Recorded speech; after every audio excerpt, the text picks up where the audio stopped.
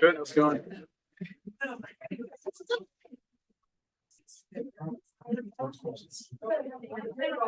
Yeah. How much sleep did you get? Well, I fell single day. No.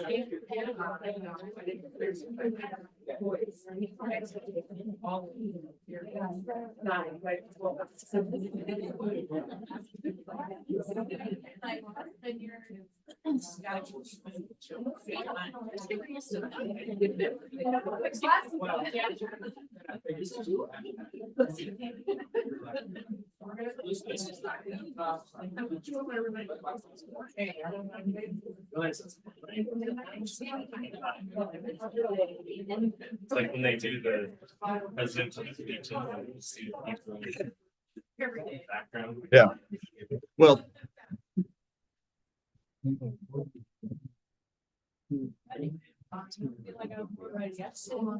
Yeah.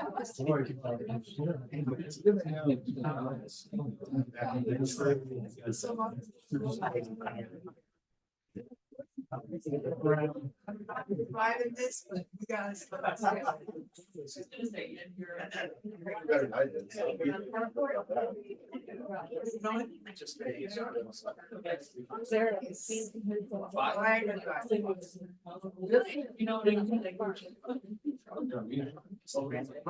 Sunday back.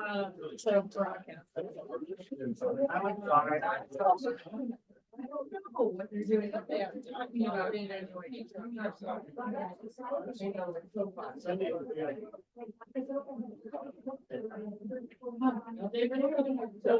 Yeah.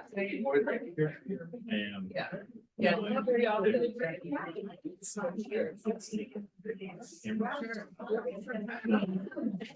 you know, county background.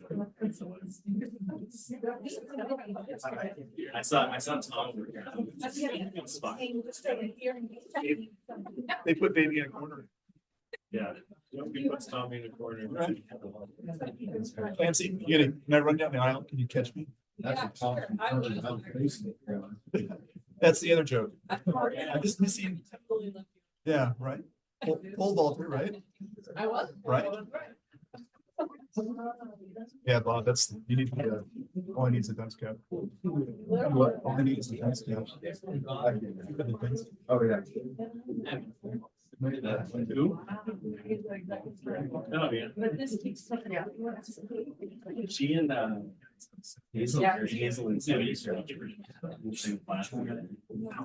Yeah, I was just telling you, that's where it started. Oh, really? Now we. Oh, yeah. Yeah. the only thing, what I thought when you're still- Imagine if like that.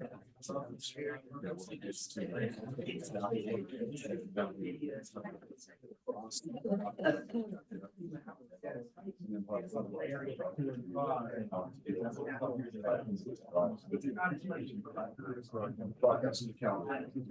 Just a lot of that. What else? We also play last week, you know, around the water. What was going on? I didn't really call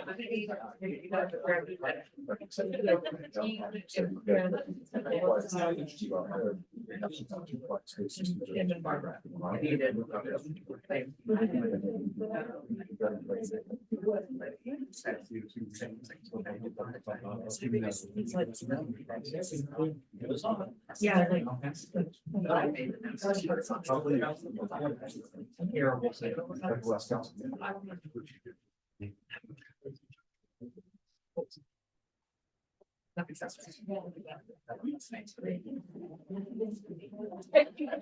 I mean, I gotta. I'm offended.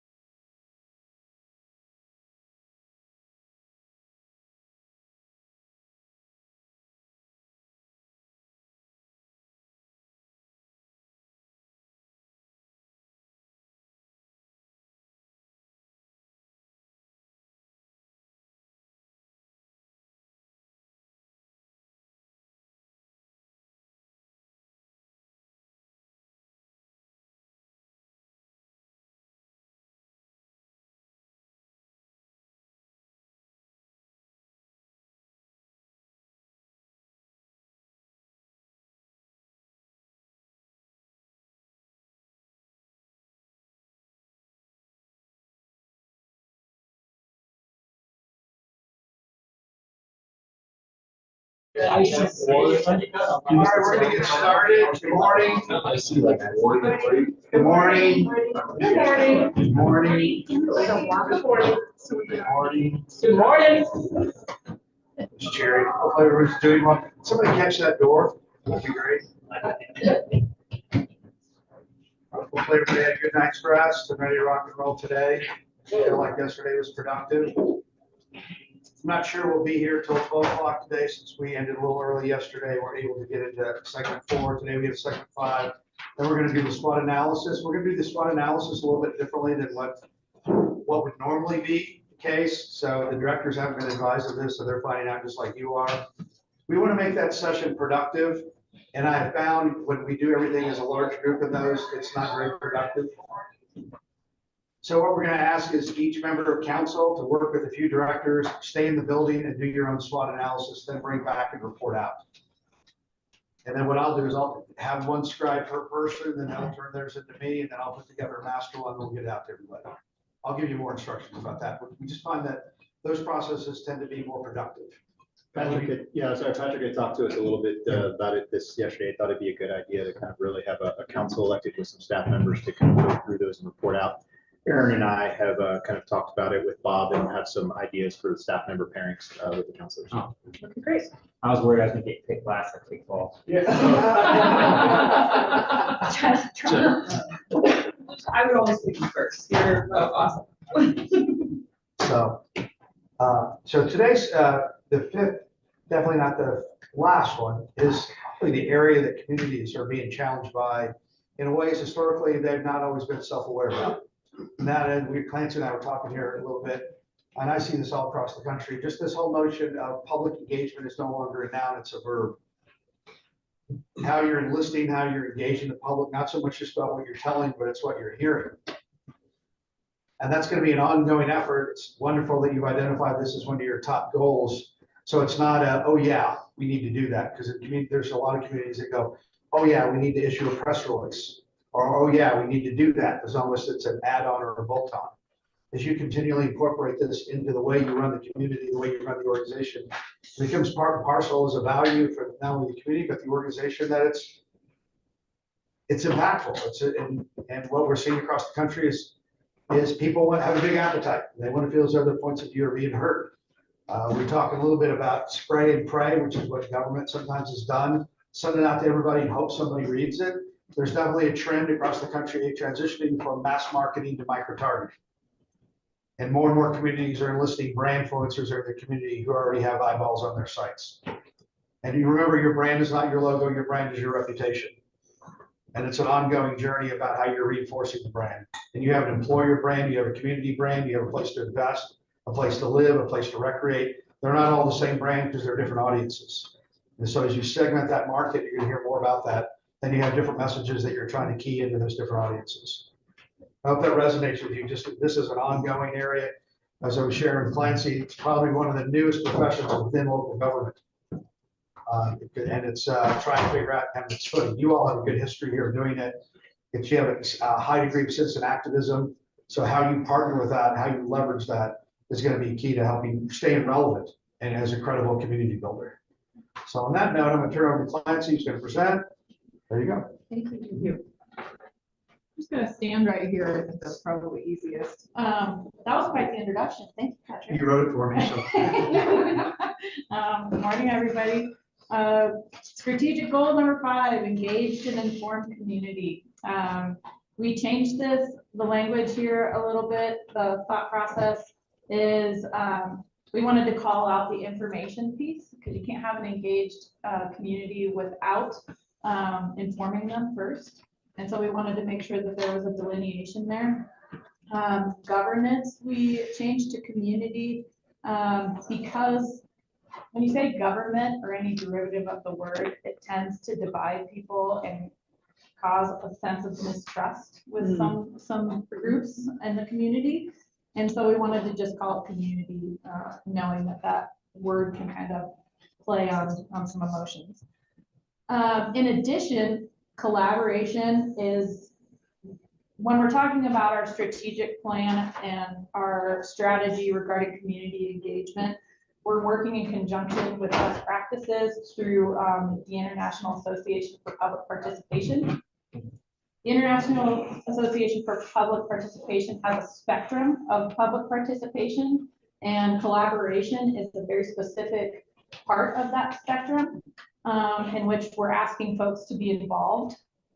And so we wanted to make sure that we're aligning that language and taking collaboration out of that, knowing that not all community groups and community members are going to want to be involved with us at that level. That's a pretty high level that we're asking them to be involved. So that's kind of the thought process in the renaming. Bringing us over to our objectives.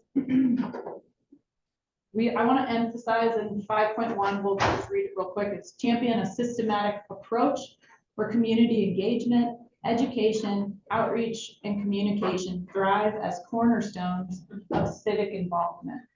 I want to emphasize the systematic approach to that objective as we're lining out like a very specific strategy for how we want to engage with our community.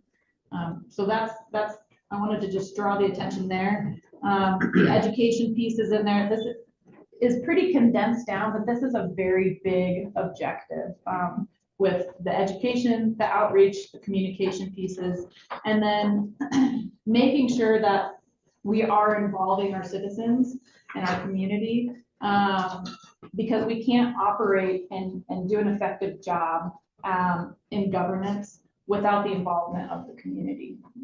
At that point, we're just kind of guessing. So making sure that we're getting the whole community, not just pieces of the community involved with what we're doing.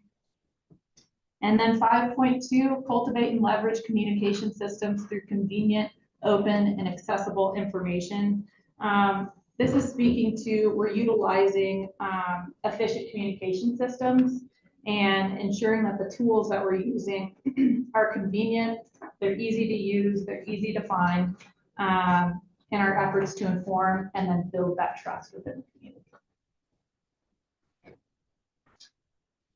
Bringing us to our projects. So a few of the projects that we wanted to line out here is our strategy for accessibility with our website. We want to make sure that we're in compliance with HB 211110, which is all about, you know, any user that comes to our website is able to access the information, whether they have a visual impairment, a learning disability, something along those lines. So making sure that, you know, they're ready for, our site is ready for screen readers, for instance. And we're doing that in front of the deadline of July 1st. We want to unify city branding. As we all know, there's lots of different logos going on within the city. And so we want to make sure that we're paring that down and we have a strategy for doing that. Our social media engagement efforts, you got a glimpse of that 2 days ago. So we want to make sure that we're continuing that upwards trend and making sure that we're really focusing on those engagement efforts online, in addition to a new engagement platform on the website. Open governance best practices. Here we're ensuring that we're operating within the parameters of the law, of course, and getting information out in a timely manner, but usually we're exceeding those expectations. And then our engagement strategy, the implementation is kind of key here. We have a lot of different departments and making sure that the deployment of the community engagement strategy goes well. And we're creating a unified approach to our community engagement efforts. And then making sure that we're doing this in a way that we're being proactive rather than reactive in our efforts. Any questions? I have one question, and this is probably before you came on board, but is there any way to put a little bit of more effort into letting the community know that we didn't get rid of all the boards and we have revamped that program, but we still have community engagement? Because there was one letter to the editor, or I don't know if it was an email that said that we got rid of all the boards. and Which is some not true. Which is not true, so if there's some way we could let them know that we already filled up the board capacity again. It's a good point. I don't know how many advisory board members we have currently, do you know? We have 15 boards, 15 boards still, Yeah. down from, 23. okay, And That's a very good point. And so we need to let them know that we didn't get rid of everything, because people still think that we got rid of everything. 15 boards. And how many people do you know, Faye? I can look it up. It was like, we used to have like 125 on the 23 boards. So Right, I'm not quite sure exactly, but I can look it up. okay, it's a really good point that Gilda brings up.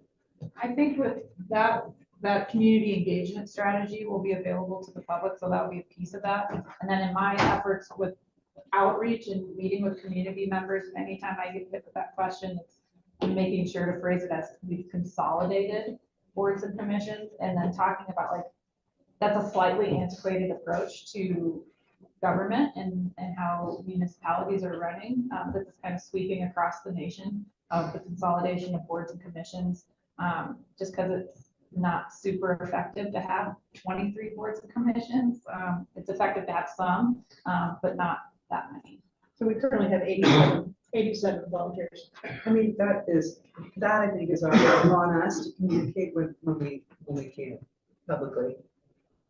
So 87 87, and 15 boards. 15, yes. And I have like a revised org chart, like that shows the old boards and then it shows the new boards. Maybe that would help. That with would your help, outreach. yeah. Yeah, I can send that to you. Thank you. And a big issue around that was the redundancy that we were seeing Right. and the conflicting reports that we would get, which didn't help council as an advisory nature to get two completely different opinions. And just a second point to that, you know, when we implement new board members and new boards, if there can be, whoever's in charge of implementing the committee, they tell them, this is what we did, we consolidated, and we didn't eliminate. Because that would really help our job a little bit. I think so too. Well, I think that's the biggest thing, right, is the narrative and Yeah. how we're communicating it out, how we communicate it as counselors. Making sure we're all on board, making sure we all send the same message, making sure once we get on, you know, we decide a path, that's our path forward. And then when someone comes to us, you know, making sure that we relay that narrative. Yeah, that's good, and just make sure when we get the new people on board for the boards, they understand that that's our philosophy now. And I think as you know, when you and Dave first got on board, it was a lot of, well, the old council this, but now, you know, we're having these discussions now. If we're gonna go forward in this way and council's behind it, then it's this council too. Yes, I think that's a good policy, because if we're gonna implement this plan for 2 to 5 years, at least we have consistency with how we move forward. I would agree. I have a couple of comments. First of all, I'm just looking at the social media engagement efforts. I've just never seen such great social media engagement, and I think our posts are phenomenal. It was really great to see the touches on Facebook too, which was great, and I was surprised they weren't as high on Instagram, because I see a lot of people, you know, really liking that one too. But I think that those efforts. Sort of demographics, like who follows Facebook is bigger here. Right. Yes, you would know. Yes. But I think it's so effective. It's just yet another outreach, reaching different demographic even. And people who might not otherwise be interested. We obviously have a lot of followers, so that's great. That comment I wanted to make, and then the other comment I wanted to make, just for council, could you go back to the first page? I think it's important for Dave and Gilda to know that this has evolved since our first strategic planning, you know, back in 2021. I don't know what we called it at the time, but it was communication and engagement and Sustainability. something. I think that's what it turned into being. It was underneath something else though. Communication was not alone. Communication outreach was like underneath another objective, and council at that time didn't think that it should be its own objective here. And we finally separated it out, realizing how very important this is to communicate with the community. And I think having it a separate goal here in our strategic plan is really important and has made a difference as well. Feel like champion, thrive, and cornerstone are all really impactful words to have in 5.1. I feel like that's where we, really see dividends being paid, because we are putting in our strategy that we will champion a systematic approach. We will thrive in all of those areas, and as cornerstones of all those are how we get civic involvement. So I really like how strong that language is, because that is something that we're passionate about, because we do have the optics that we're trying to limit participation, we're trying to limit engagement. So Clancy's done a really good job with facilitating better engagement, and I feel like 5.1 kind of really centers on that strategy.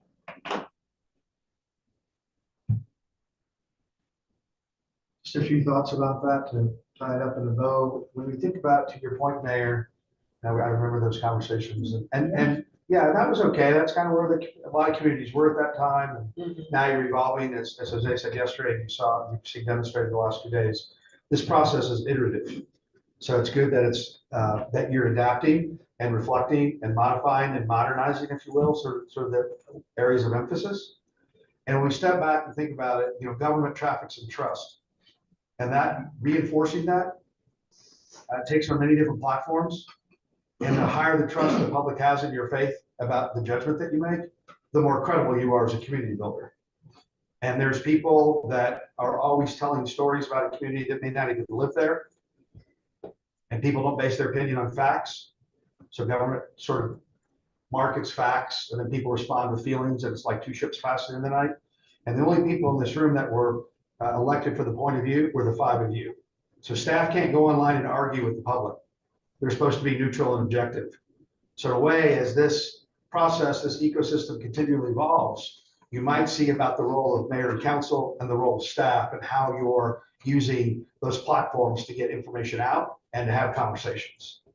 And a lot of cities are trying to figure that. I'm just sharing that with you, that it's great when it's going well. There's going to be some hiccups, and you have to figure out as a council and as a staff, how do you navigate some of those issues? Because they're not always so sometimes they're extremely delicate.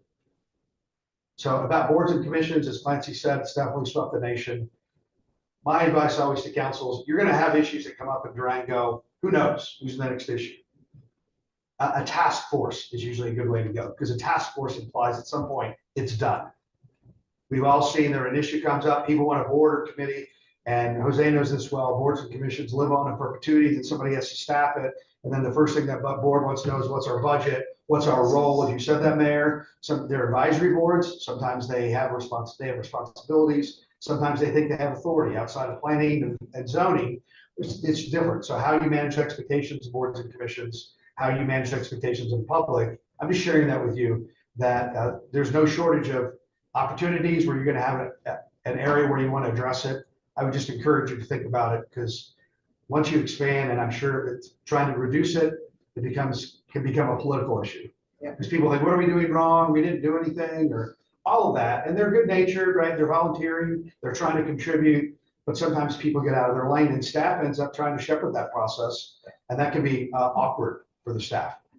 So when that issue comes up, you suggested maybe a task force, right? Right. Which means at some point it's done, and you're managing expectations. We call them focus groups, right? Yeah. Focus groups, well, staff has focus groups, and council could always do something as a task group or a focus group if you wanted to.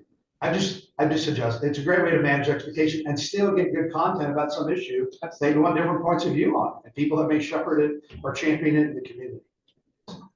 So that's the end of the formal presentations. Hopefully you found this process yesterday and today helpful, give you a chance to sort of immerse yourself in these topics. As Jose said a few times yesterday, this is a chance to gain your feedback, polish up a few items, go back with his staff, where he's going to make some changes, bring back to you in May for your consideration and adoption. Hopefully you found the conversations worthwhile, beneficial, Mhm, help you deepen your understanding. very much. We are also, Clancy and Devin, if you all want to just give a quick update on the next steps, especially specifically with our feedback from stakeholders that we'll be getting on this after this meeting. Sure, yeah, Clancy, do you want to talk about some of the stakeholder groups and things of that nature? Yeah, I can bring it up and talk specifically about what those stakeholder groups are. If you give me just a second. So part of, strategic plan is obviously, it is the council's portions and the goals and objectives, as well as with a lot of help from staff.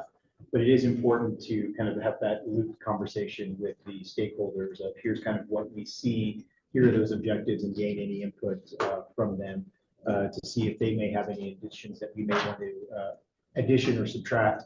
Sometimes you look at when do you place stakeholders in. What we've worked with a lot with Clancy, and kind of where we've seen a lot of success is if you really kind of focus to what it is that you're looking for and not keep it such a big portion of like, hey, let's start at the very beginning. What are your goals? Because then you're going to get out here. Whereas if we set up a part of here's what staff did, here's some of the feedback we got from council, here are the goals and objectives that we're looking at. What feedback do you have on these goals and objectives? Really then help us kind of really have a more deliberate process in regards to the feedback that we're receiving. Yeah, so those stakeholder groups, sorry. Can I just ask one question? Sure. Okay, I'm wondering, I do like the holistic approach to inclusion with all the different departments and staff. Now, I'm wondering, is there any areas where the staff thinks that we need to add to this plan? Because they're the ones working in conjunction with the community. Or do you think that you've had a good enough process where they've been able to make input? As far as staff underneath the directors or like the the directors or directors? staff, any kind of points that they think need to be added? Gotcha. I think that we're good. When I look at, we've probably spent since January, just individually, everyone's probably put at least 40 to 80 hours into this process. I mean, we've been meeting at least weekly for 4 hours at a time where we would go through this. Each one of us would go line item by line item, goal by goal, objective, and we went through it with so much power. I think it's kind of why we went through so fast, because we kind of already had really hammered into it. What I think you'll see in regards to that, they're so broad, which is good, that in that operational plan is where you're really going to now see staff, okay, got it, here are these objectives, now let's really pour in to the task list that we're going to go ahead and place under those. Well, I was just gonna add is, one of our stakeholder groups is gonna be employees, frontline supervisors, managers, so, they'll provide additional feedback as well as part of that too. That's one of the stakeholder groups that. Yeah, so the stakeholder groups that we've identified, there's 13 of them. We have residents, businesses, contractors, visitors and tourists, community organizations, educational institutions, government agencies, public safety and emergency services, healthcare providers and social services, utility customers, environmental and conservation groups, transportation users, and then the internal stakeholder group is the employees. We're asking for feedback from all of these folks, but in different ways. So with residents, businesses, community organizations, utility customers, and employees, we're doing focus groups with each of those groups in addition to the survey. So when I think you look at that evolution of the organization and some of the principles we're using from Aldrich framework, you've seen that we've defined our customers now, right? It's our customers are very specific and who do we serve, and Clancy just went down to them, and that's how we identified who are the customers we serve in our organizations, because they all are very different, right? A resident is going to have different needs in a business, and a business is going to have different needs in a community services organization. One who's for utilities customers looking at different things. So one of that very important parts of beginning to get that knowledge and information of how you're serving your customers is to identify the specific customers you serve and the different needs and wants that they all need from the organization. And then, Councilor Yazzie, to your point, the employees groups are being broken down into 4 different groups and levels at which we're putting them into focus groups. great, because employee satisfaction is high on my list of objectives. And Clancy, all that stakeholder feedback is being collected between now and March 21st is our last, or March 22nd is our last focus group with residents. So employee satisfaction's there. That's the most recent employee service has us way above national benchmarks for municipalities. So the organization and employee satisfaction is doing really well. I think what this gives us too, and how it differs from the employee survey, is that it's going to give us really the more qualitative information behind that data. So I think that will be helpful for us as well. I was gonna make a comment. Thank you for that presentation. I was just comparing the old strategic plan. There's two things. One is the community-wide survey and results for this, for as far as it relates to this topic. Was not the best, I think. And I'm wondering if we're doing enough in our strategic plan to address that feedback from our community. And then the other one is that the old strategic plan mentions preserving growth and identity multiple times in that same section. And I was wondering why was that removed or why changed out of it? Sorry, you turned the other way. Which one was removed? The wording preserving identity or keeping that identity for Durango, and the word growth. In the older versions under this topic, there was many times mentioned growth. And I think on the survey as well, that one of the questions I believe was the community didn't like the way that the city's, the direction the city is going. But I was just wondering why it's no longer there, because we want to see these topics at the time. I think that the strategic goal itself has had quite the facelift, and I think growth has kind of been absorbed by other strategic goals. I don't think that, growth as far as like civic involvement, I feel like we're calling out more specifically and not just saying growth. We're like breaking it out into like, we're gonna grow it by education, outreach, and communication. And with that thrive word, I think we've kind of replaced the growth with thrive, and then making sure, like you said, Dave, that cornerstones of civic, there's cornerstones of civic involvement. So they're like pillars there. So I think we were much more specific than just saying we want the growth of the community with our outreach and engagement efforts. But then that, growth in the form of like all sorts of ways for a community, right, are kind of absorbed by other strategic goals. And I think in 2.3, it says preserve and enhance Durango, and that's where kind of that like preservation of who we are, identity, like the yeah. spirit and character of Durango. Yeah, and I think the identity piece, it's like we could put something in there that speaks to like, I feel like that's absorbed by outreach of like, it's like what I'm doing in those efforts is like having meetings with different community leaders in a more focused outreach effort. But we could put something in there. Speaks to all the different facets of our community. I think when you look at the community survey, one of the parts that you have to be careful of is it's just one. And when you look at our employee survey, the first one that came on is just 1 point. And you have nothing to compare that to. So while you may see a relatively low score, you can't say 2 years ago it was lower or it was higher.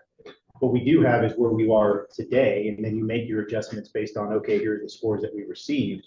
And then in 2 years, when you go back out, then you're able to see, did we grow, did we improve, or did we decrease? Just one set at a point in time is very hard to decipher whether that was an increase from 2 years ago, whether that was a decrease from 2 years ago. We don't know. You take a look at where it is. And so when you look at that community survey, which in a lot of ways in government, I mean, the hard part about it is that's just how it is. When you look at how the national politics and that portion has faced in what people think of governance, you look at what people look at, and I'll just use the citizen comments that we've been receiving recently, has nothing to do with us. Nothing to do with local government, nothing to do with our authority. But if you ask them, how is government reeling for that for you in local government, we're going to get a low score. but what have we done on an issue that's not ours? And so there's a lot of education that goes with it. And there's a lot of other parts that go within a survey that I think it's very difficult, especially when you look at the direction and what that goes without really digging into it. But what we can see is, hey, look, right now that score is at whatever it came in. Let's start putting these initiatives and in 2 years measure of the progress in which we've done. Has it moved that needle? Have we seen some improvements? So it's important to make sure that we look at the surveys that way. It's not a test in time that you're like, hey, we had all this time to study because people told us what was going on. Not necessarily. And we get affected in a lot of different ways by a lot of different things and attributes that go with it. Absolutely. Completely agree with that. And we are using that as our measurement for success. And when we discuss these of like, what's our measurement, pieces of that survey are in there. In addition, I mean, a lot of those were at benchmark. I think most of them, if not all, were like at that benchmark level, which is good, but we'd like to ramp it up from there, of course. So. I like how the new change, engage and inform community is more like getting people involved in engagement, like a cornerstone of civic involvement with us. It felt like this one, the old one, was very much us telling people, like we just have to tell them more, tell them lots of things, and versus getting them involved with what we're doing and getting their opinion. And so I like how it's changed from this one to that one. Informing the community, engaging with the community are two different, very different things. And that's how I look at the public information office and the clerk's department in some degree of they're informing the community. And then my job is to hopefully take their efforts and then be able to engage with them. Love it. Great. One thought too, just, I was gonna say it earlier, but didn't have the right time. The big issue around these engagement efforts that we're focused on now versus kind of how we used to do it is also just much more diverse and wide-ranging input that we're receiving versus it was so concentrated on 125 advisory board members in the past. Now if we are able to communicate that type of diversity that we're seeing through our public engagement efforts, through Durango Engage, through city council office hours, through our focus groups, I think that helps too. Absolutely. One of the key performance indicators that Calenti has been tracking are first-time people who this is their first time interacting with the city. And those numbers have been, usually in forums between 17 to 20 of the people that are in there are first-time people coming into the city. That speaks, I think, exactly what you're talking with, Mayor, the diversity of that opinion and input was never being captured before. Right. And that's important that we're capturing not just those that continuously show up, but also those now that are like, hey, I really want to be involved. And now I'm giving you input that we've never received before. So there's a lot of cool things that I think we're going in. This full community engagement side, Clancy's hit the ground running, and the things she's been able to do, just seeing those results automatically have been pretty awesome. Great. And I don't think we can discount the fun piece. Really? Yeah, I mean, we want people to have fun when they come and hang out with us and provide their feedback and not just have it be battle. Hopefully we can ramp that up. Yeah. Let us know how that goes. Yeah. City government's fun. Yeah. Until it's zoning by their house. Right. Any other comments about this?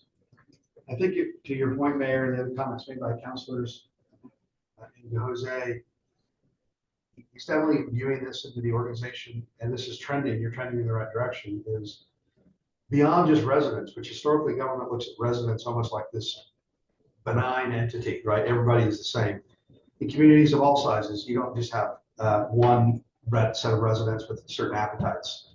We're learning more and more that you have demographics and constituencies, and as you stratify the input from all those 13 different groups, it allows you to act differently about what appeals to them. Not that the tail is wagging the dog, not so much that, but you know who you're going to hear from, whether you have outreach efforts or not. And historically, government has sort of used that as the pulse of the community, which is not always an accurate, beyond the statistically valid notion of what you're hearing. So the more targeted input you're gathering from different groups, I think it'll help you as policymakers understand sort of where they're coming from, what matters to them. And it doesn't all get diluted in just focus groups. Because sometimes, as Clancy outlined, some of those constituencies, they don't live here, but they have a business here. or they have a vested interest here. So their voice needs to be factored in. And historically, sometimes that's not always factored in a group setting. It's a conversation with one of you, it's a conversation with the director or Jose. So the more you're being intentional about gathering it and stratifying that, I think it provides you more solid input and allows you to kind of sift through sort of the other miscellaneous information. And I think it also, as Councilor Mayor Pro Tem said, that it's not so much what you're telling and informing, it's who you're enlisting. Yeah. You've heard me say this through every year, that why don't people wash a rental car? Because they don't own it. So you don't want people to treat Durango like a rental car. You want them, they have a vested interest in the viability and the future of this community by simply being a resident or a business owner. How do you capture their input and imagination into public policy conversations? And that's an ongoing challenge. So. I think that kind of along the same lines, but I think something that we also do really well is engage the youth, you know, whether it's the Mayor's Youth Advisory Council or having the Mock City Council for both third graders and for 11th graders.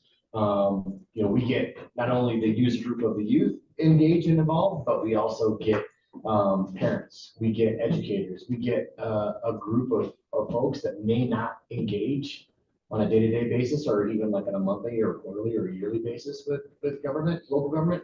And I feel like that's where we can help move the needle with interaction engagement, showing that we are open, you know, especially to the youth that, you know, like we're just a bunch of people that, you know, sit in cubicles and make decisions that impact everybody, but it makes it more tangible and engaging. So I think that's something that we do well, and I like to see that kind of continue as we go through this process. So. Yeah, all of us in here, we're kind of nerdy about government.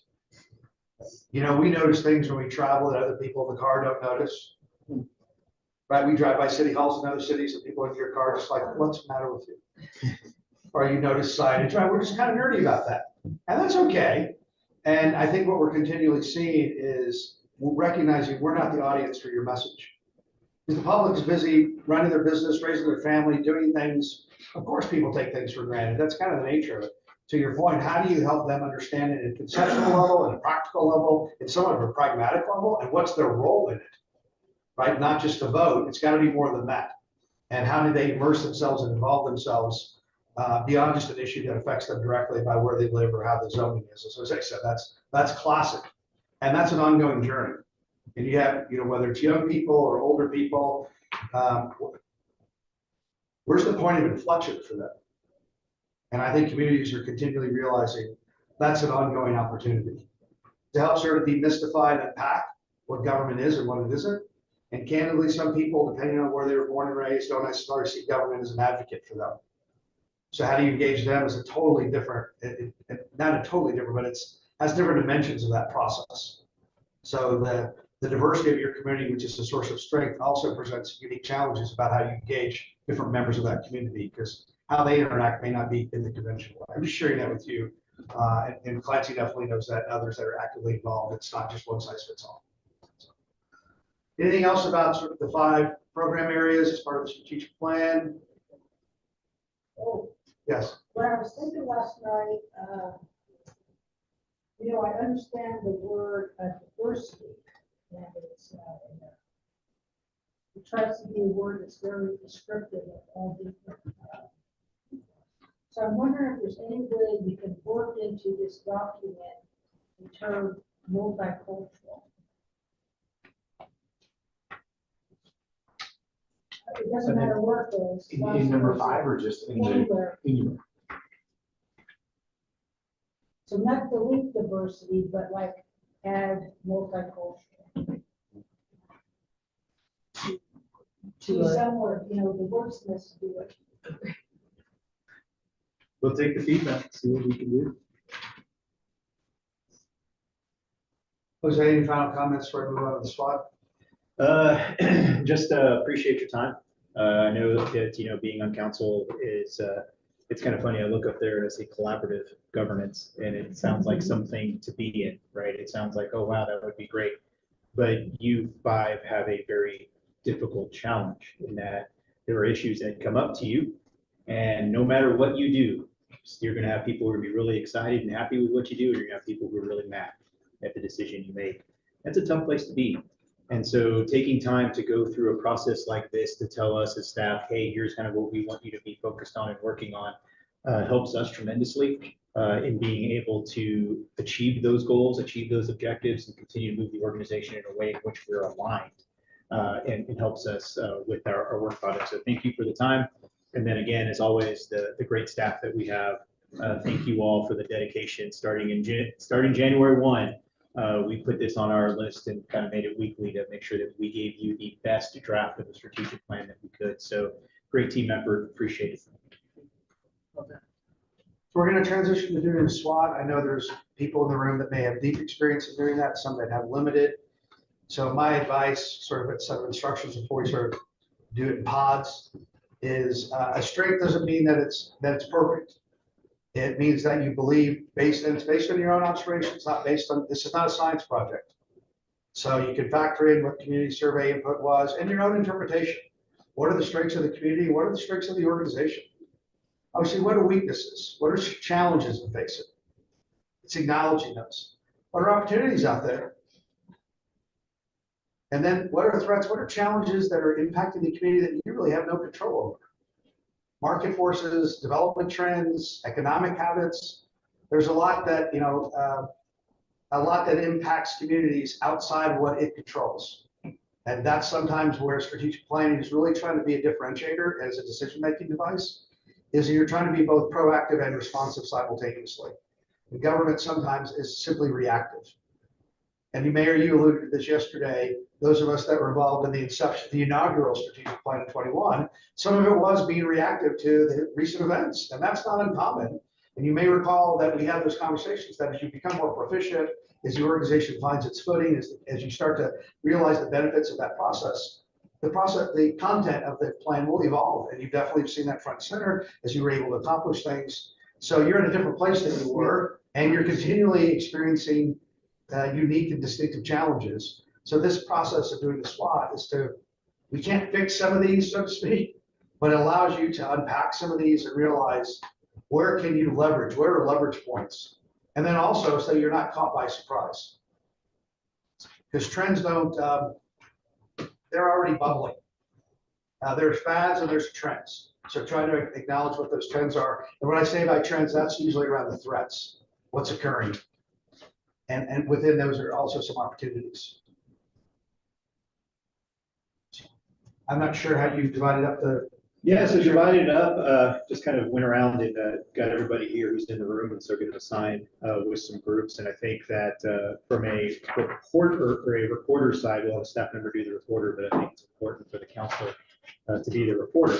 So when we all come back to talk and recap the portion of it. So I'm really excited about this. I think that there's a lot of synergy that gets developed when counselors and staff gets to work together, and it doesn't really help you have to have that wall that you can't come across or anything else. So this is a good time, I think, for us to intermingle and talk about things that we see in the community. So I've got for the mayor, it'll be Scott, Shine, Aaron, Mark, and Mary Catherine.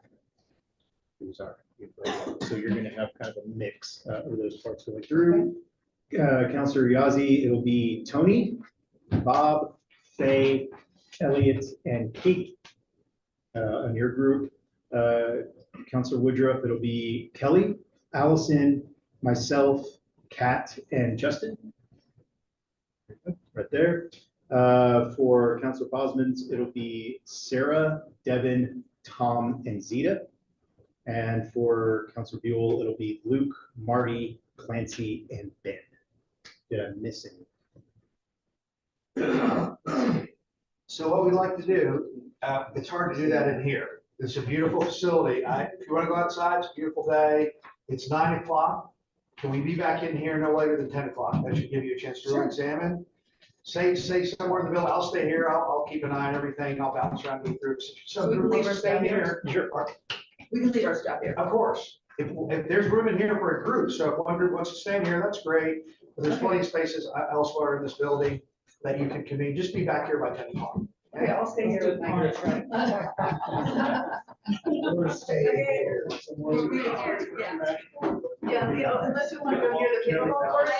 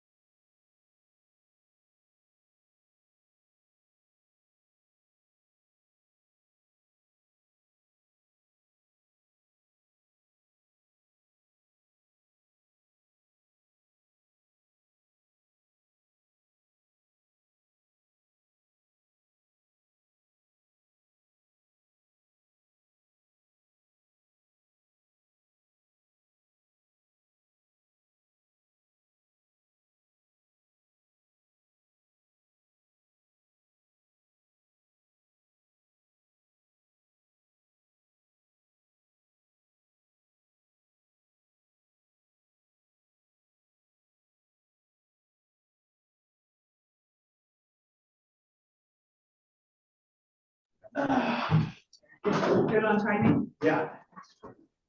It's good to have a time limit on those. because if not, Absolutely. People just go on and on. Thank you. So when you said an hour, I was at first like, wow, that's only a day. That's really fast. We're like, oh, wow. Gonna keep going, so. it's good.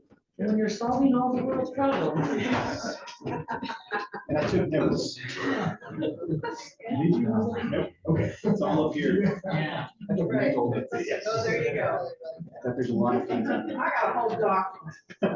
Yes, and I was gonna- Oh, documents. I'm gonna go sit next to Zeta so I can cheat. So, yeah. Yeah. Yeah. Oh, yeah, thanks. Thank you. Yeah. There's a pickleball. Okay. Paddle or ball. Okay. Okay, we all back? We are now. All right.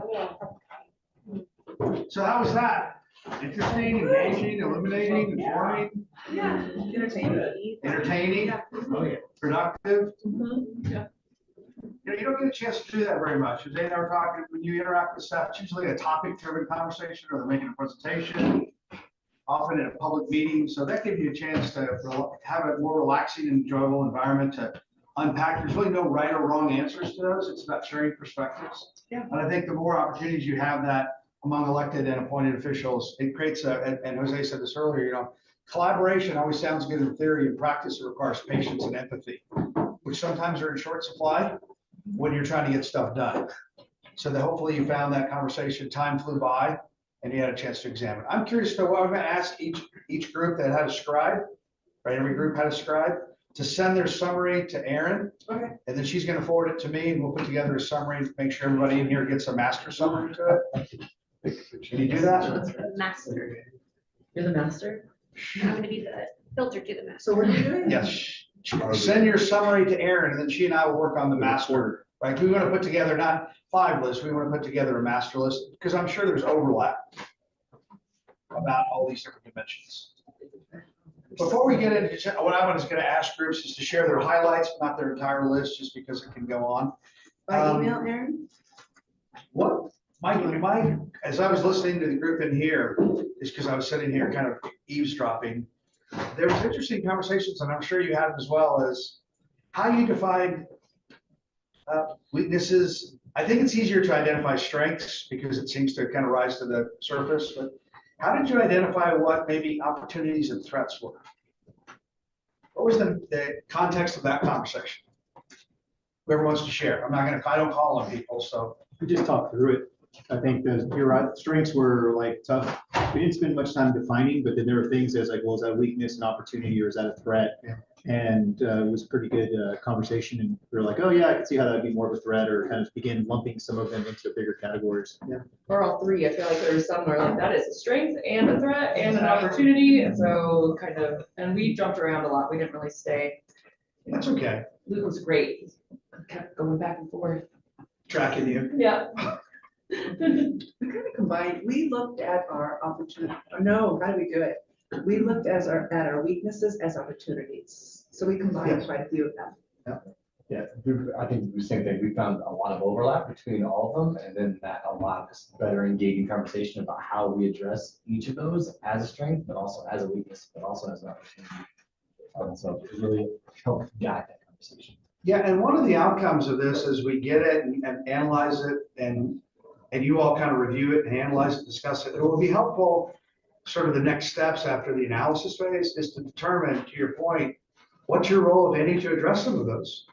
Helps you be more, as we kind of the words of the yesterday and today, about being disciplined, being intentional, being purposeful, being focused, to say if some of those things pop, maybe that's not in your wheelhouse. Maybe that's not a core capability of what the city organization is addressing. What other resources are available to address that, and how can you curate or catalyze those forces, bring to bear about those? I think it helps you be more just clear in your role.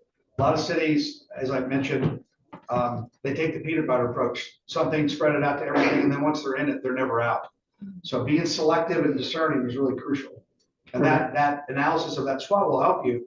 Hey, that's something that maybe it's emerging, maybe we've not done it historically. Do we want to step into that? What are other resources to bear to address that issue? So it may not always be a city employee that's the face of that solution.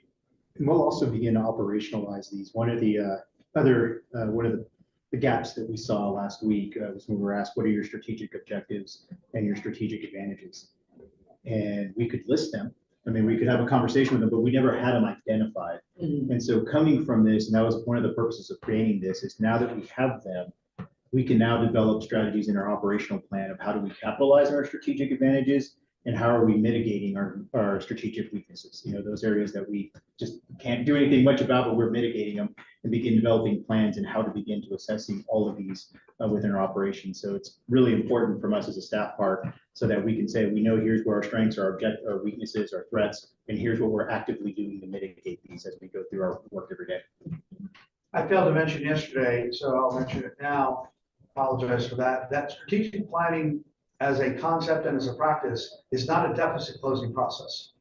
It's to capitalize on your strengths, of which you have many as an organization, as a community.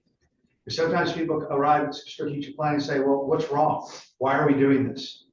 And it's not because it's wrong. It's that you have strengths as an organization, as a community. How do you capitalize on those to move the needle, if you will? And to the mayor, you've seen that front and center. You've had a front row seat, seen that during your time on council. See how this has moved by intention. Some of the items that were identified in 2021 have come off the list. Why? Because they've been accomplished. Right. And that gives you a sense of satisfaction. It's very replenishing and reinforcing when you see items come off the list. It validates the notion that it has value. And as elected officials, when you see strategic planning has value and guides decision making, it reinforces the notion that you're going to invest time on doing it. It's not just something that's nice to do. It's a mission critical decision making process. So I wanted to just kind of gauge the group, whoever wants to share, not their entire list, but what were some of the strengths that you came up with that you identified? Whoever wants to share. And then we'll go through the other three categories. We had an interesting discussion. I don't know if it fits with your question, but we might have just kind of gone off the rails, but we started talking about whether it was a strength or a weakness compared to other cities. Like everyone knows that Austin targeted becoming a technology center. And back in the 90s, San Antonio targeted being a convention city. And we didn't know if Durango had a strength in that we were not doing that and we wanted to stay the way we were, or we're missing an opportunity to target something else. I don't know how that fit in the conversation with anybody else, but we just couldn't, we really struggled with that. Like, is that something we even need to talk about? I think we talked similarly as an opportunity with that, with the leveraging our resources, financial, natural, infrastructure, recreational. You know, do we want to do that? And I think you're right. A little bit gets into what's your identity and how do you accentuate those? Yeah, Patrick, that's what we came up with. One of our strengths was our unique small town historic mountain town and the character that we retain. And we also have like a multicultural heritage and we still retain a small town feel. Nice. That ties into like the vision that we, where if you have a vision specified for Austin, then it's clear that we use it as an opportunity To decide what we want to do. So we haven't made a decision, discuss that, where do we want to go? I know what we are. We want to stay that way, we want to capitalize on it, grow it. And I have to say, we had a very interesting, diverse group. I really enjoyed sitting with this team here at the table, because you don't get to do that often. And it's just educational for me to share the parties, different perspectives, and trying to keep it at a strategic level. And at a higher level, it was equally, because instead of going on a very specific example, you try and bring it up to something a bit more generic, whether it's a strength, because a strength for us was staff, that was an easy one. And the way we looked at opportunities and threats was more external, as the threats would be the economy. Public perception of how the city operates when they don't, you know, they have a negative perception. Sometimes it's not accurate, and being able to help with that and financial viability. And then planning for national, he made the mistake of asking me what keeps me up at night. And I said, evacuating the city of Durango keeps me up at night. So planning for natural disasters. Of course, yeah. So I had under, we had under strengths, local city governance. I know it cannot feel that way sometimes when, but you look at the amount of meetings we have where things actually get done and get done efficiently. I'd say it's a competitive advantage. I'd say it's done extremely well. And we also, along with that, we just found from Stratex that leadership structure and leadership messaging is one of our core strengths as an organization. Nice. I feel like, kind of piggybacking a little bit on that, Luke, we've talked about city services we offer for the size of municipality that we are, and what we provide is a full service city providing those services. I think that's kind of something that helps sets us apart. It gives us a big strength regionally, and I would say even statewide. And also, kind of piggybacking off of what Mark was saying, whether or not we had intended this vision of being an outdoor recreation centric community, we have an engaged community that wants to be here a lot because of those outdoor recreational activities. And we have a diversity of opportunities, and we're a gateway community to other recreation opportunities. And so I feel like that's one thing that helps set us apart regionally and even statewide, is that, we have a river, we have a robust biking community, whether it's road, trail, or crit biking. Not another sport, just a different type of bike. And so, maybe that's, something, whether intentionally or not, I feel like that's one thing that we kind of modeled our community around, is having that outdoor recreational opportunity for all multi-generation. I was gonna add, we had a lot of very similar things, so I won't repeat what's already been said, because we had quite a bit of redundancy in that, but a few other things that we also touched on that haven't been stated yet is, we really think that we are a great community to be involved in, a lot of opportunities to be involved, many acceptance of diverse viewpoints and existence of different viewpoints. And to us, that was really important in system of government. We also think our system of government is a strong advantage for our community, with this strong council management form of government. And I'll go ahead, not a strong mayor is actually, we think, a very good advantage, in that you have to have a majority to move votes forward, to move anything forward. And to us, that's an advantage. We think it's a strength. And yes, we touched on quality of life and things like that. But the other one I wanted to mention was, we really feel that right now we have a very strong and robust involved staff. And for our community and leadership in our community, from a city perspective, to me, that's a huge advantage where we are today. And I think you see, I'm sorry, go ahead. Well, Go ahead. okay, yeah, likewise, I won't repeat what's already been said, but we also thought that one of the strengths was Fort Lewis College and also our airport, and that, just the abundance of natural resources here and the river flowing through the city were very big strengths to bringing tourists, because we are a tourist-based economy. Did you have something? Well, actually, to Councilor Yasmin and Councilor Woodard's points, our group identified that we're bolstered by our tourism economy, but we are not as highly dependent on tourism and outdoor recreation as an economic driver as some other pure resort communities. We have some resiliency against that, and so we have some diversification in our economic drivers, which is Yeah. I agree. We call that multifaceted service provider, from commerce to everything, so I think that that's a really good strength as well. We also identified innovation and strategic agility. Marty made a great example of how a lot of our surrounding communities cannot capitalize on the grants because they don't have a position to fill them, where we've been very intentional about creating positions that go for innovative opportunities that allow the city to extend services where they could not afford to under traditional funding alone. Yeah, some of it, when I look and step back as a third party, and having been a Durango now for 4 consecutive years, but looking at local governments and communities, when we think about community building, there's literacy and fluency. And you're threading that needle from being literate in it and becoming more fluent in it.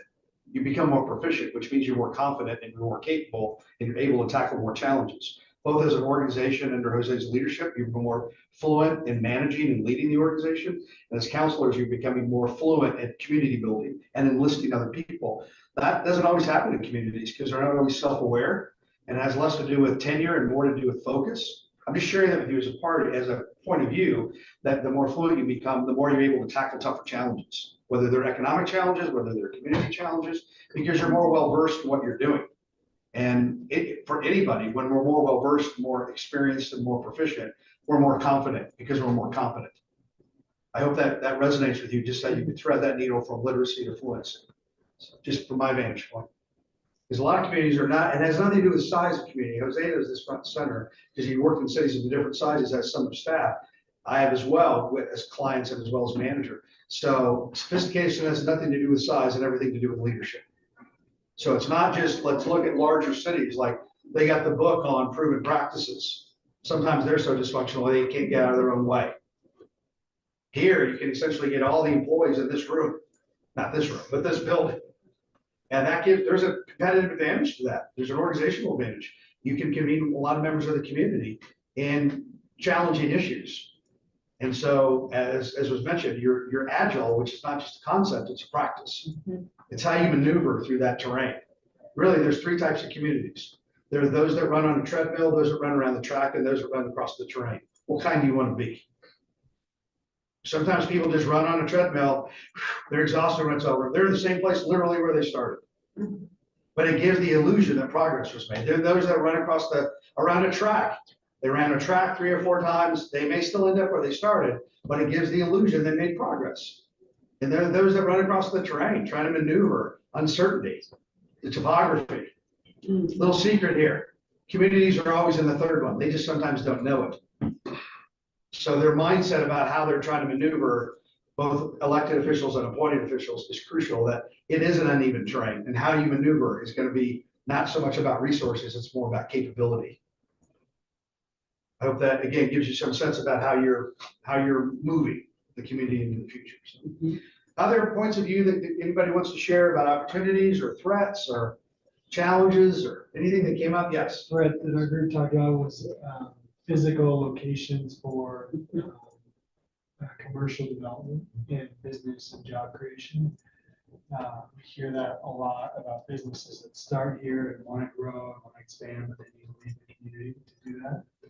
And I think that just has threads and everything else, our labor force, even to the vision, because what keeps me up at night, and a lot of us, I think, is how do we address the affordability and the expansion and the growth questions and pressures that we're getting while still keeping small mountain town, and are those things at odds, or how do we reconcile those things? Can we make our community affordable and accessible without losing the feel that we all love?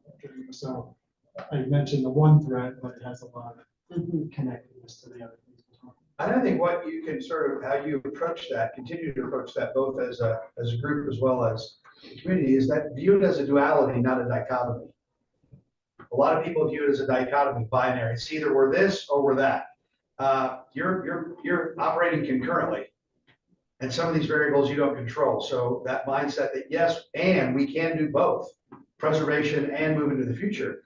Some communities don't do that. They hang on to the past, even when the past is no longer viable, moving the community forward financially, economically, socially, culturally, or they try to back the winner trending about what that's going to be, and then sometimes that's faddish, and they back the wrong horse, but it seems it was sexy, and so they hitch their wagon to that, and then sometimes that's fleeting. A lot of case studies in community development and economics, communities all around the country that were short-sighted about that, and so they hitched their wagon to the fad, and then they weren't viable. Remember where I started yesterday? The best days for Durango are in front of it. They're just not a guarantee.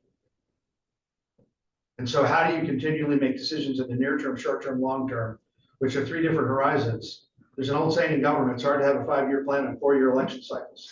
And the other one is public policies made by those who show up. So as to Clancy's point earlier, the points that you're making, it's not just you're engaging the frequent flyers, it's who's the second and third tier of residents in this community that you want to make sure to engage in the list so they feel as though they have a point of view that can be shared. Because you know who you're gonna, I'm just sharing that with you, right? It's how do you access people that don't normally feel as though they have a voice and help government seem relevant in their lives? So, thank you for sharing that. So, yeah. So I think for us, an opportunities, one of the big ones that we saw was continuing our partnership with the Southern Indian Tribe. It was a big opportunity for us to continue to do so. We have some big projects that are contingent upon a successful partnership.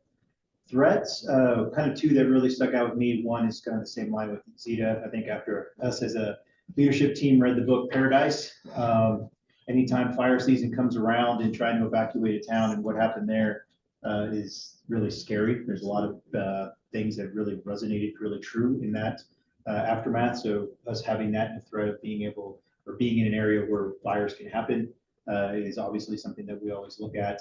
And then the second one that it kind of stuck out for me was just the retail big box type. You know, when corporations, retail, as we become more advantageous, you know, what happens if a Starbucks comes on Main Street and how that ripple effect can come to some of those local business owners that are there that really provided that identity and that authenticity. And how do we continue to protect it so that it doesn't become the main street that anyone can get in their town, wherever they're at, and keeping it what makes it viable as the local business owners.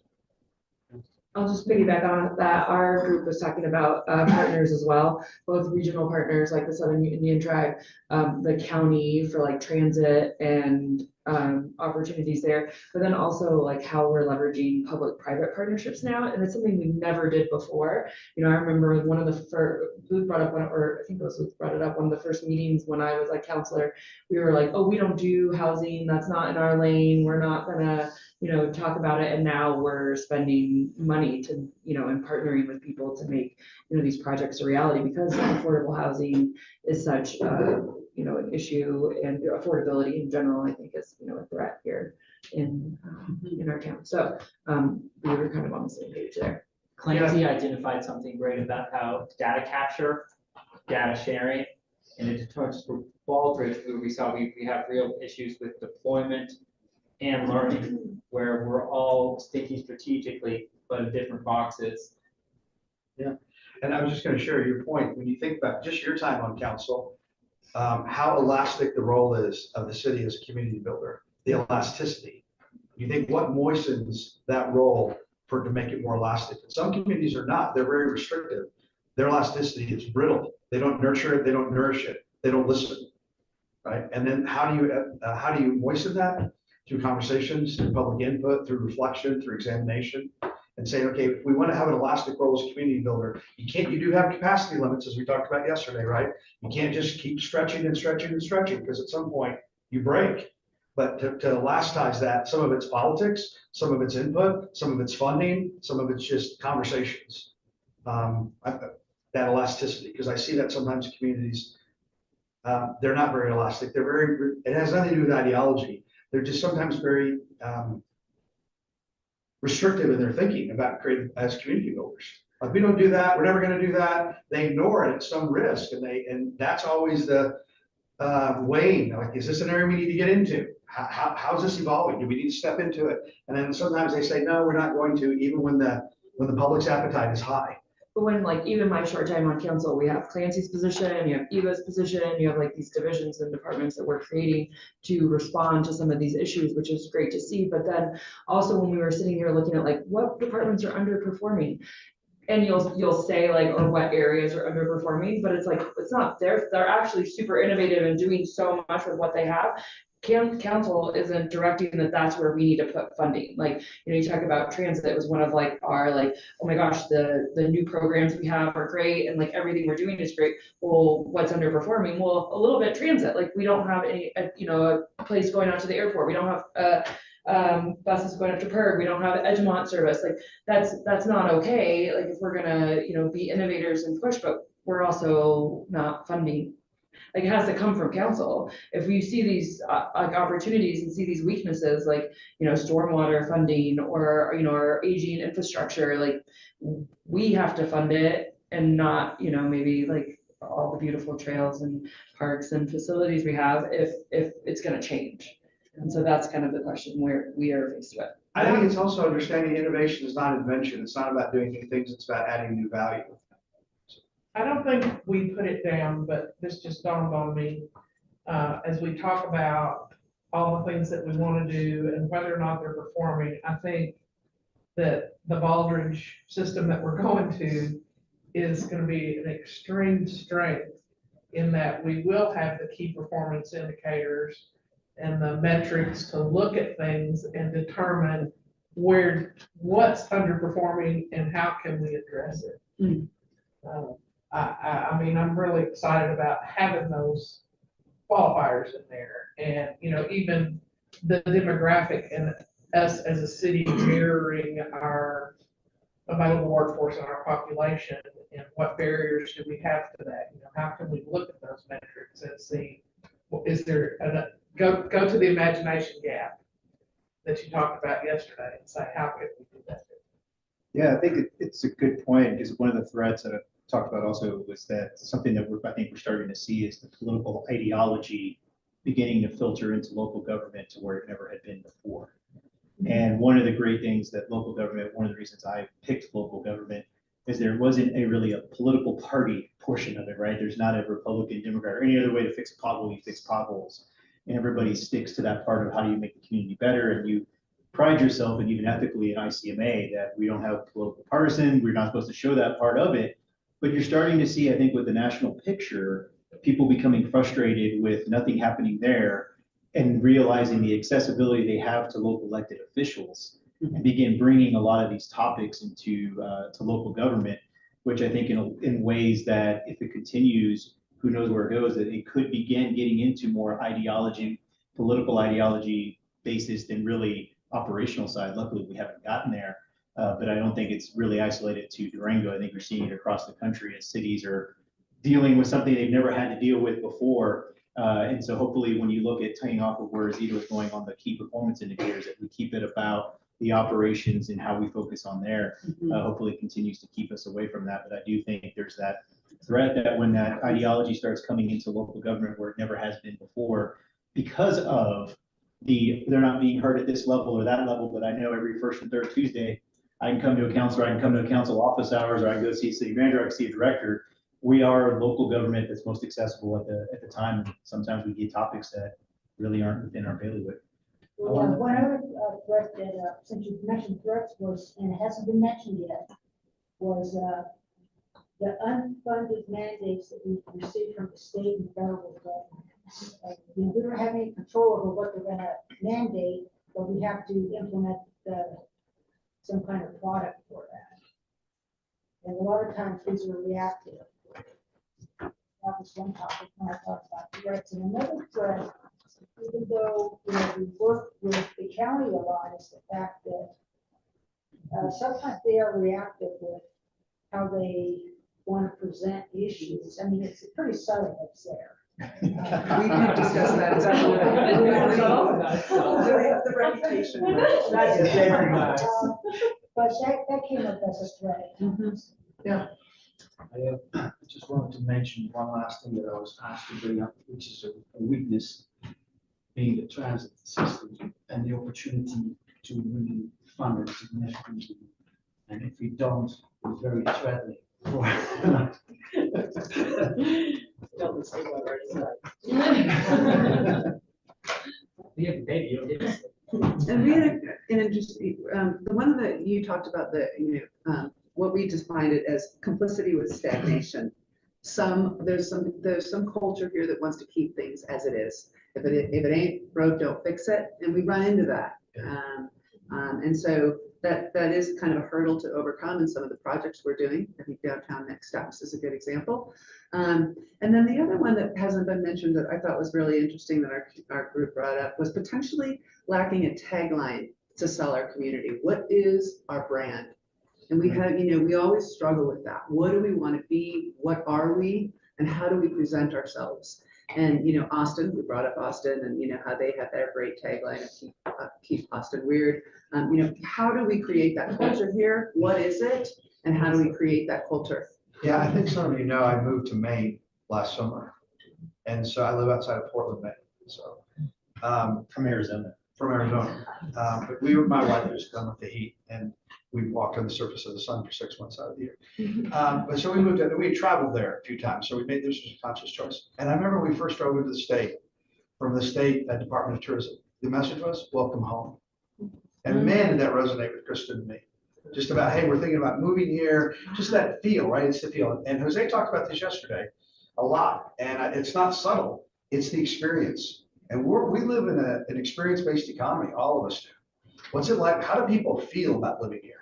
Because it's not all based on economics and things that are quantifiable. Some of it's the qualitative areas, and it's how people feel. I'm just sharing that with you on a personal note. But Absolutely. I think, yeah, and people volunteer to stay here, and it's what's their experience here. Not everybody has the same experience here, economically, socially, culturally, politically, but they stay here for a reason that it's soothing, it's comforting, it matches their lifestyle, whatever their lifestyle might be. I overheard you guys talking about that regardless of what your pursuit is, it's here, that if you want to enjoy it. So I'm just sharing that with you. I think as you evolve as a community, you become more self-aware of your identity. It's how do you market that in a way that is distinctive in both to your residents and to prospective residents. We had talked as a council about, our logo.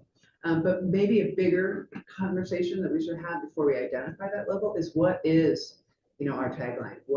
How do we want to present ourselves? And then we create that logo. Best dressed town since 1990. Yeah. So let me do a quick exercise here. This is a little bit off the beaten path, but indulge me, right? So do a favor, do this for me. Close your eyes. Close your eyes for a minute. Even Mark, the attorney, close your eyes. Now, while your eyes are closed, indulge me. Think of some of the best memories in your life. Maybe it's when you got married, maybe it's when you moved to Durango, maybe it's with the birth of a child, maybe it's an incredible trip you took, maybe it's just everyday life. Some of the best memories in your life. Now open your eyes. I seriously doubt anybody in this room had words crawl across their mind's eye. Right. As human beings, we think in images. So when you think about Durango, what image comes to mind? Because words help, they give it lift. There's a little bit of poetry, but it's also what image comes to mind when people think about living. I'm just sharing that with you. And I know Clancy knows this well, people in that business about what they're marketing, but what comes to mind when people think of Durango as a place to recreate, as a place to live, as a place to invest, and flip that around. What do residents think? You're gonna have the opportunity in all these focus groups to capture what comes to mind from those focus groups, not just the words, which can be a little mechanical and it loses a little bit of poetry there, but what image comes to mind? I see a train with like some green triangles. Oh, very good now. Having rights for you. We talk a lot about, multi-generational growth, and that has output in, entrepreneurial and economic diversity, that has, full service provider, that has attainability and affordability tied to it. So, we talk about growth, we are seeing, Kelly even said it, we're seeing a larger demographic growth within the older population.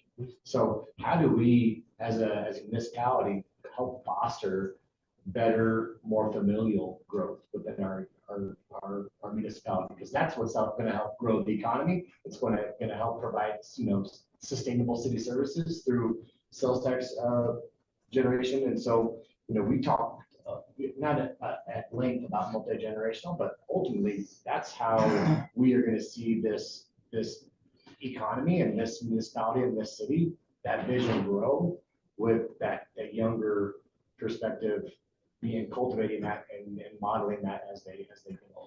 Yeah, I think that's a really good point. Looking at census data from 90 to 2000 to 2010 to 2020, and that's always helpful. I mean, it's a cottage industry. Demography it's one thing to look at the data. It's the other thing, what's the story? What are you trending? That is empirical data. And some communities trend older, and that portends that sort of a different future. Some communities trend younger. It's not better or worse, it's just different. It's being cognizant to say, what does that do for social services? What does that do for the multiplier effect? What does that do for potentially retention and entrepreneurs? Obviously, the schools are very attentive to that demographics because they're trying to plan near-term, short-term for school-age kids. So what does that portend for the future of Durango? More pickleball courts. Indoor pickleball. With an older generation that needs more pickleball. With the restaurant right there. Yeah. Yeah, and I'm thinking, yeah, Clancy, you should share that with the group. Hold on. Go ahead. I was gonna say that also tells us what we're missing as a community. If we're catering to a certain demographic and we're seeing a quick shift. One thing if we've always been there, but if we're seeing a quick shift, all of a sudden we're having the shift in the demographic, then like we're missing something then, and that's helpful data. Yeah, one area that I've definitely seen trend the last year or two, again, I have clients coast to coast, that this is an area that cities were never involved with, is childcare. You've seen the numbers, the people that left childcare during the pandemic and the number of people that stayed out. And you hear this from employers. I can't find people. If I find them, they can't afford to live close. If they can't afford to live close, they can't afford to get here. If they can't afford to get here, sometimes it's they can't afford the childcare. I'm just sharing that with you. So maybe on the heels of affordable housing, you may start to hear more and more from not only residents, but sometimes employees and employers, how our partners coming together. I was in Bartlesville, Oklahoma last year, city about an hour north of Tulsa, city about 40,000. Phillips 66 has their corporate headquarters there. It's a very diverse community, lots of languages. The city, the county, Phillips 66, and nonprofits are pooling resources to provide affordable childcare for people of all different entities, because they're seeing that as a economic challenge for hiring and retaining the workforce. It's tough enough demographically that there's fewer people in the labor force than there was years ago. We can look at that data, but it's also the people that may want to be in that workforce can't because they weigh income and childcare. And sometimes it doesn't always come out. I'm just sharing that with you. That may be bubbling up in certain pockets, but it's definitely starting to occur. And I've been in this business a long time. I never heard that. I'm starting to hear more of that because counselors are hearing that from residents and organizations are hearing that from some of their employees. So it may be one of those things to say, I'm not saying you do it, but it may be, okay, it's a community issue. How prevalent is it? How chronic is it? How pervasive is it? How impactful is that? And what, if anything, is the role of the city at? Must have been in my meeting. I had coffee with Mike French Monday morning and had that exact topic. Mercy is looking for childcare but can't staff it, and was asking if the city would be interested in partnering. And so it'd be interesting to listen. It was very preliminary talk, but it's right on point of if there are other companies that would partner, could we do childcare because it's becoming an issue or is an issue. I don't think it's becoming, it is an issue. We talk about affordable attainability, it's not just relegated to housing. It's childcare. It's, I mean, look at property taxes, and insurance, being a high risk area for wildfire, we are paying out the nose for home insurance. And additionally, we look at just national trends, with groceries. I mean, since the pandemic, groceries have been up over 25%. And that's not just our economy, that's everybody's economy. And so it's really important that we look at affordable attainability. It's not just housing. It's how do we get people that again, intention about being here in Durango? How do we get them as a municipality to be able to lay roots here and provide the success rate? The difficulty is you've got tourists that come in that are willing to pay the price. Sure. Because it's a destination and it's an experience and all these other things, but that affects the people that just want to live here. They don't want to spend $25 for one piece of meat at the grocery store. Hey, I've done work in the city of Rifle the last 3 or 4 years, and I'm sure many of you have been there. It's an interesting community, the challenges they're facing, because as they say down valley, they're starting to experience some of that resort community impact because people are moving further and further that way. And that's a community that had not experienced that, at least for a long time. And there's dividends from that. There's unintended consequences of that, but they're challenged by that. And they can't really control the forces, but I'm just sharing that with you. So that is, there's a lot of case studies of communities. You're right in that sweet spot to say, how do you counter some of those forces? How can you be on top of some of those forces to not allow it to sort of disrupt so much of the community that it changes the character of it? And you've all talked a lot about that over the last several years, about what's the character of Durango. How do you preserve and maintain the heritage and history without losing sight of being trendy? Because a lot of that is outside money. Patrick, one who's very One of the. You all know what CFO stands for, right? I just got to share this with you. Chief Fun Officer. So One of the things that we did talk about, but this conversation made me think about it. My team thought about looking at it, but it's just the remote workers that have really moved into the area and how that's kind of changed the composition and the affordability. And I don't think we're alone. I mean, Colorado is one of the largest growing remote workforces. It's beautiful here.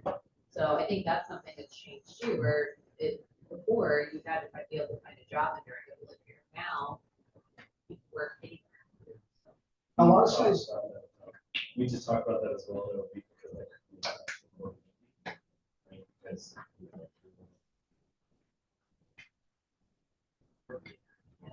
Yeah, a lot of cities have had to factor that in when they talk with home builders, or they look at zoning for a single family, is looking at what the rise of the remote workers, and your points are both well taken, is how does that impact housing development?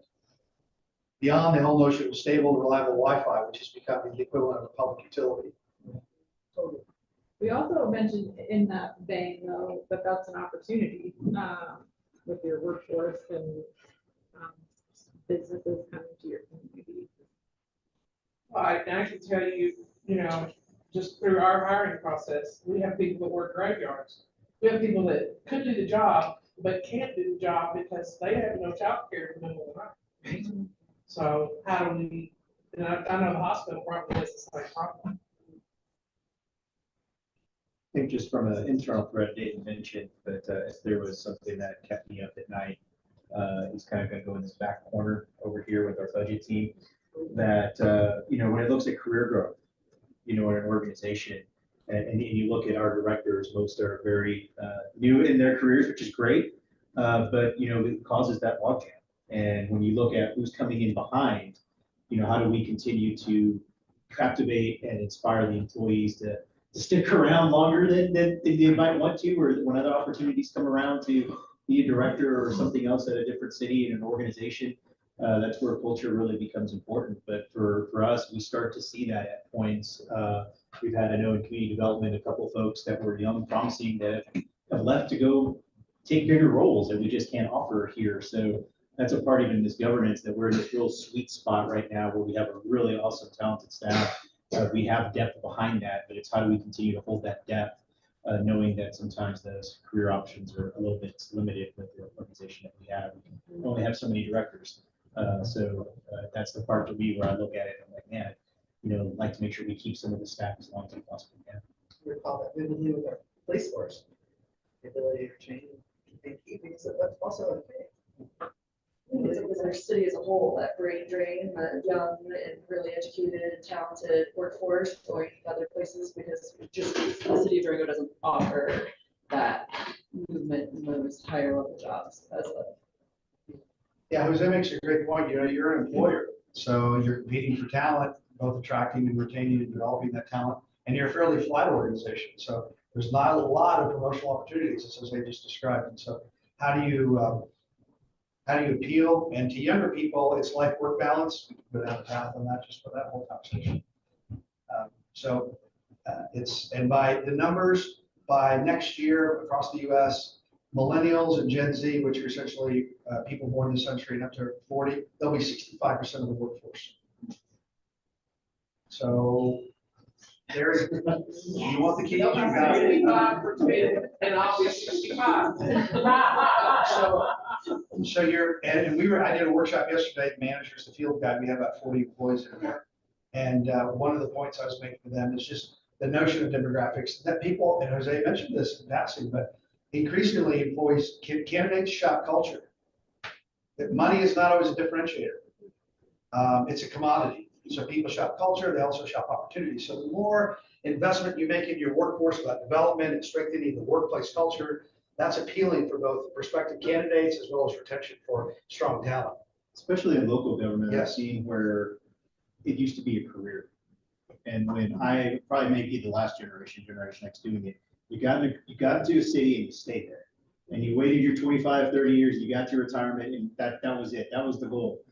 With this new generations coming in, it's not so much about that. It's more focused on, I can make a difference in my community.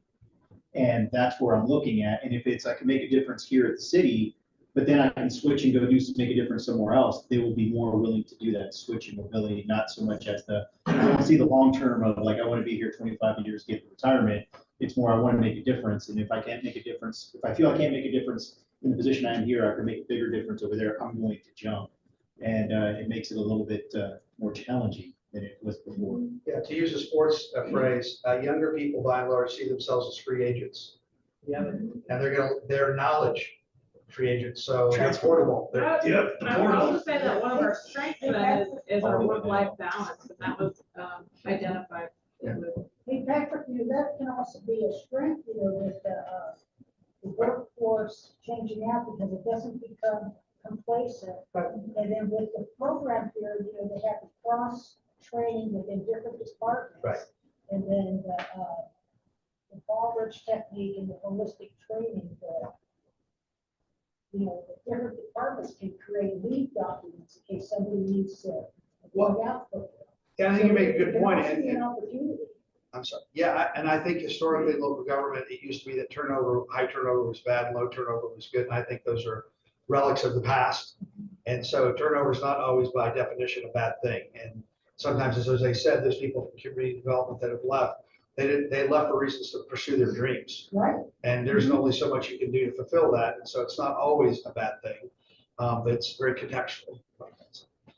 Other points anybody wants to make about that spot? It sounded like it was good conversation, generated a lot of good dialogue, kind of unpacked issues, looking at things from different vantage points, different lenses. Government sometimes spends a lot of time looking through binoculars. Looking through a magnifying glass. What we tried to do the last 2 days was look through a pair of binoculars, or my favorite device, a kaleidoscope, because it challenges assumptions. And that's really what you kind of did in that SWOT analysis, was you were looking at the same topic through different lenses from different points of view around your group. And listening to other people is just helpful for us. Helps us look at things, challenge our own assumptions, which is good for us. The final takeaways from the last 2 days. Hopefully you feel both exhausted and replenished. I'm exhausted. Long week. Tuesday though, too, yeah. But here we go next Tuesday again. So Yes. Well, I would like to know if the plan becomes dysfunctional or something, do we have the opportunity to change it between the current implementation and the 5-year period that this is supposed to be in? Yes, as a council, it's always 3 councilors to it. Obviously, a council can make a motion to change. And I don't even think it would even get to that part. I think that usually when those options come, you're going to probably hear from me in regards to either this was an objective and we're not really, we've come a few times and the council said, no, do we need to revisit this objective? Or you're starting to ask staff to change a little bit in this direction. Do we need to revisit? So it can change. It's not a written in stone document that never changes. So if there's ever an opportunity where it needs to have a tweak or whatnot, we can always have that discussion and make that change. Usually it's so broad with the kind of North Star kind of leading it that it doesn't really necessitate a change all the time. But it obviously can change within 5 years if we see that there's a need to change it. Councilor Yasi and I were talking, and I think that it's great. The strategic plan looks amazing. I love it how it's simplified. I love, a lot of the direction we're going. But I think the biggest thing for me as one councilor is the operational plan that's going to get attached to each one of those, and then how we're tracking, and how many times you were. I'm not saying I want this weekly or monthly even, but Daily? how often? No, daily. This is our, no. But how we're updated on the progress that we're making in each one of them, because I feel like sometimes we can set these goals and be like, oh, we're amazing, look at us go, and then we never hear about it again. And so I think that implementation and who's responsible, Devin, I think he pointed to you, In the corner, Just- no one's a sure. baby in the corner. Well, she can provide an update on the implementation, especially of the operational plan. Yeah. And some of the software now that we have to be able to show track our progress. So then if we want to. Yeah, absolutely. So, on your little handout that has the day 2 agenda, I think there is the timeline on there, but, so what we would do next is take all this feedback to the person council, get the feedback from the stakeholder groups that Clancy mentioned, and the employees on this higher level plan. And also looking at kind of those, we'll do the same SWOT analysis, have the same question about what keeps you up at night, and incorporate all of that into the plan, with the plan to bring this back to council on May 21st. So that would be that higher level plan with the performance metrics. What we're doing quite a bit differently in this go around in the strategic plan process is really spending a lot of time and a lot of staff effort on operational plan. And the reason being is that, one, we're able to incorporate more of the folks in the organization into that plan, so you have the accountability and ownership. And so we'll take all of this information back in between May and November 11th. We will be developing that tactical plan. And that tactical plan will come back to council at the end of December. I know that sounds like a long time to go through it, but it is intentional so that we're able to really showcase, this is how we're going to be able to reflect this back. This is how we're going to accomplish this goal areas. We also have a software that we're utilizing so that we're able to roll out areas that, you know, just the stop like features of needs focus, on track, all those different areas. So once that plan is in there, then we'll be able to provide that to council at any given time. So really the goal is to have, again, that widespread staff input in the process so that we're able to really point that further integrate the strategic plan into the work. And will we continue to have our budget retreats annually? Yes. So can be tweaked, you know, each year. That help? Yeah, thank you. Final thoughts before we wrap up? Comments? Observations? I really appreciate everyone's efforts, and I really like where we're going. I think it's excellent. Continuing considering your potential. I want to say thanks to Jose for allowing me the opportunity to continue our partnership. The mayor and council, thanks for your indulgence and immersion in this process, and your patience, and staff, all the contributions they make. All the spirit of Van Run to help you and the community get better all the time. So thanks so much. Enjoy the rest of your day. Thank you. Thanks so much, Patrick. I think I'm